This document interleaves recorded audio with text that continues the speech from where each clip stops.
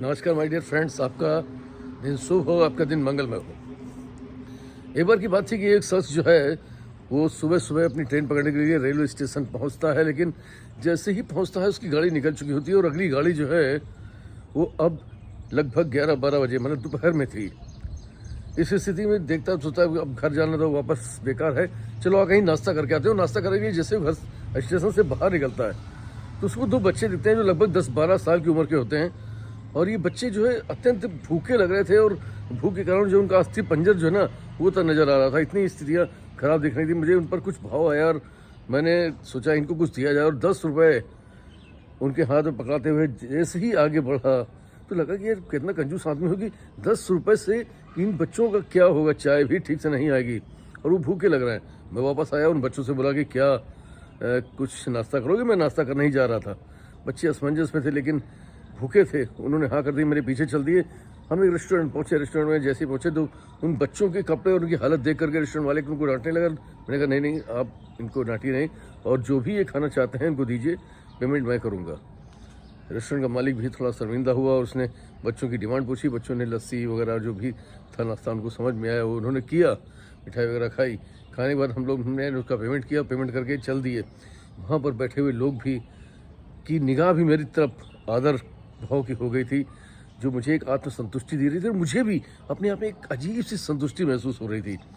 और उसके बाद मैं बाहर आया, उन बच्चों से बोला कि बेटा ऐसा करना कि जो मैंने तुम्हें 10 रुपये दिए थे उनका शैम्पू ले लेना 2 रुपये का और जा करके हैंड पंप के नीचे नहा लेना, साफ हो जाना। और उसके बाद खाना खाने के लिए जो नज़दीक में मंदिर है वहाँ पे प्रतिदिन भंडारा चलता है, वहीं पर जाके भोजन कर लिया करना।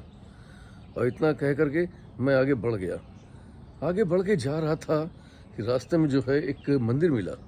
उस मंदिर पर मैंने प्रणाम किया और भगवान की तरफ देखा, हे ईश्वर आप कहाँ हैं, आप कैसे इतने निष्ठुर हो सकते हैं, ये इन बच्चों को आप देख नहीं पा रहे हैं, क्या क्या क्या कर रहे हैं आप। ऐसा एक भाव सा मन में, एक सवाल सा उठा ईश्वर को देख करके। लेकिन अगले ही पल एक चेतना सी जागी और उस चेतना में आया कि क्या अभी तक जो नाश्ता आपने बच्चों को कराया, जो उनका पेट भरा, जो उनके शरीर में अन्न गया, क्या ये तुमने कराया था। बस ये विचार आते ही मैं स्तब्ध सा हो गया और मेरे सारे जो सवाल थे वो खत्म हो गए। और मुझे तुरंत एहसास हुआ कि हम और आप सिर्फ एक निमित्त मात्र हैं। उसकी लीला जो है वही जानता है, वो किससे किसकी मदद कराना चाहता है ये उसके पास पूरा डाटा है। और वो उन्हीं के पास मदद के लिए भेजता है इंसान को, या आपके पास किसी को मदद के लिए तभी भेजता है जब समझ लेता है कि आप उसकी मदद करने योग्य हैं, आप सक्षम हैं।